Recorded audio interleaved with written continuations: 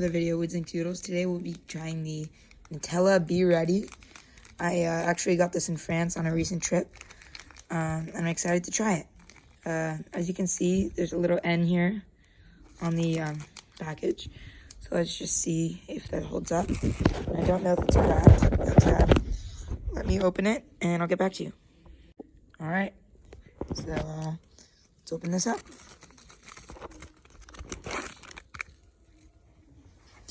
It kind of looks like a baguette from the top, and it just looks like 3 morsels from the side.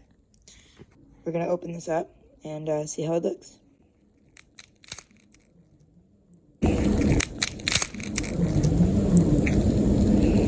So you can see that Nutella right there from when I cracked it open.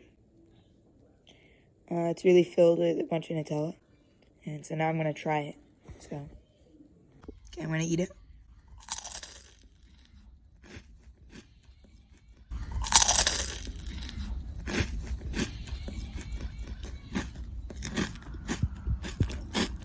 It's a lot of Nutella.